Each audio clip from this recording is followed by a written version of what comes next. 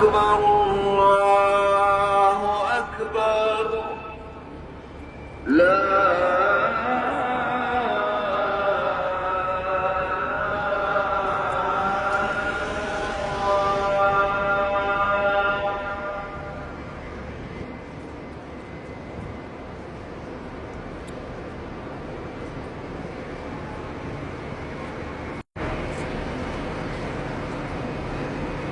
إن الحمد لله نحمده ونستعينه ونستغفره ونستهديه ونعوذ بالله من شرور أنفسنا وسيئات أعمالنا من يهده الله فلا مضل له ومن يضلل فلن تجد له وليا مرشدا وأشهد أن لا إله إلا الله وحده لا شريك له الواحد الأحد الفرد الصمد المنزه عن الصاحبة والولد لم يلد ولم يولد ولم يكن له كفوا أحد وأشهد أن محمدًا عبده ورسوله خاتم الأنبياء والمرسلين صلى الله تعالى عليه وعلى آله وأصحابه أجمعين وعلى إخوانه من الأنبياء والمرسلين الذين أرسلهم الله من الناس مبشرين ومنذرين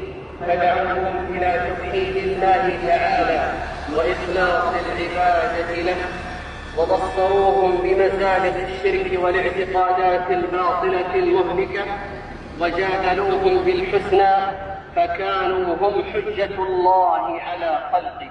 أما بعد فيا أيها الناس اتقوا الله تعالى حق تقواه إن كنتم مؤمنين واعبدوه كما أمركم بعبادته وتوحيده مخلصين له الدين واذكروا نعمة الله عليكم إذ سماكم المسلمين وجعلكم في أمة نبي الرحمة صلى الله عليه وآله وسلم الذي بعثه فيكم يتلو عليكم آياته ويزكيكم ويعلمكم الكتاب والحكمة.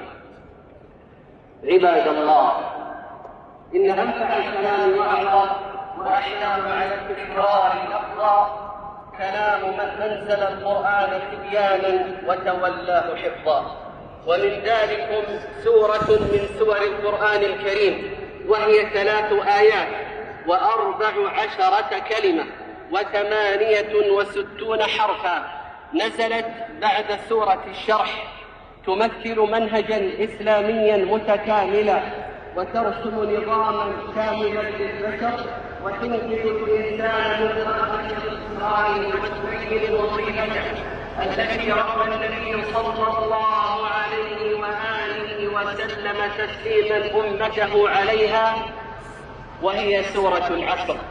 أعوذ بالله من الشيطان الرجيم. بسم الله الرحمن الرحيم. والعصر إن الإنسان لفي خسر إلا الذين آمنوا وعملوا الصالحات وتواصوا بالحق وتواصوا بالصبر. أقسم الخالق سبحانه وتعالى بهذا العصر، ولله أن يقسم بما يشاء من مخلوقاته. أما العباد فليس لهم أن يقسموا إلا بالله تعالى. فالعصر يا عباد الله هو الدهر وهو الزمان الذي تقع فيه حركات بني آدم والمشتمل على الأعاجيب التي تحيط به في زمنه. تقع فيه السراء والضراء والصحة والمرض والغنى والفقر والعز والذل والطاعة والمعصية والنوم واليقظة والغفلة والصحوة والاجتماع والافتراء والعمل والكسل والربح والخسارة والحياة والموت. فالزمان مركب الإنسان إلى الآخرة يحمله ويحمل متاعه وبضاعته، وهو مزرعة الأعمال، فكل يوم يمر على الإنسان يقدمه إلى الآخرة.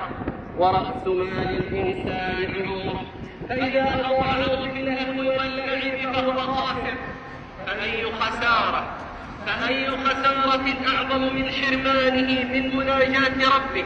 كل الناس يغدو فمعتق نفسه أو موبقها، فهو مستودع أعمال العباد خيرها وشرها، فحياة الإنسان إما أن يصرفها في المعاصي وذلك أقبح الخسران وأشده، وإما أن يصرفها في المباحات، فإذا صرفها في الطاعات فإن مراتب العباد والخشوع متفاوتة. فما من طاعة إلا ويمكن اجتنابها الصورة المقبولة إلا أنه يجب بثواب أكثر من ويشكر بالخسران. وعلامة الربح حب الآخرة وإيثارها على الدنيا، وعلامة الخسران حب الدنيا وإيثارها على الآخرة، والوسط فيه النجاة. قال تعالى: ربنا آتنا في الدنيا حسنة وفي الآخرة حسنة وقنا عذاب النار. عن أبي موسى الأشعري رضي الله عنه قال: قال رسول الله صلى الله عليه وعلى آله وسلم: من أحب دنياه أضر بآخرته، ومن أحب آخرته أضر بدنياه، فآثروا ما يبقى على ما يفنى. رواه أحمد. والإنسان منغمس في الخسر إلا من استثنى الله تبارك وتعالى، وهم المتصفون بصفات 4 هي: الإيمان والعمل الصالح والتواصي بالحق والتواصي بالصبر والثبات. صفات تضافرت فيها قوة الإيمان وقوة البدن والدين. صفات تضافرت فيها قوة الإيمان وقوة البدن والدين والأخلاق مع قوة العلم وقوة الأدوات المادية، وتضافرت فيها القوة المعنوية والقوة الحسية، فصارت لها القيادة والسيادة والأمر والنهي، فأقامت العدل ونشرت الأمن، وكانت مع الله في كل شؤونها، فكان الله معها في كل أحوالها. فقادوا العالم إلى طريق الربح والسعادة. روي عن أحد السلف الصالح قوله: قال: لقد قرأت سورة العصر 20 عاما. لقد قرأت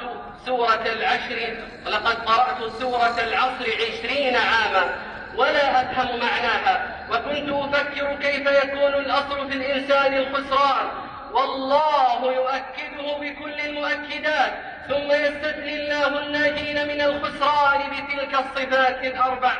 إلى أن سمعت يوما بائعا للثلج ينادي على بضاعته مستعطفا الناس فيقول: ارحموا من يذوب رأس ماله، لأن الثلج ماء متجمد، وقطرة الماء التي تسقط لن تعود مرة أخرى. هنا فهمت أن هذا هو معنى القسم في سورة العصر. فرأس مالك أيها الإنسان في هذه الدنيا هو عمرك، واللحظة التي تمر من عمرك لن تعود ثانية، فكل واحد منا يذوب رأس ماله. فانتبهوا لرأس مالكم، وهو الوقت الذي تحيون فيه قبل أن ينتهي الأجل. انتبهوا لمن يسرق منكم رأس مالكم، وكل واحد منا يعرف من الذي يسرق منه رأسه، وكل واحد منا يعرف من الذي يسرق منه رأس ماله.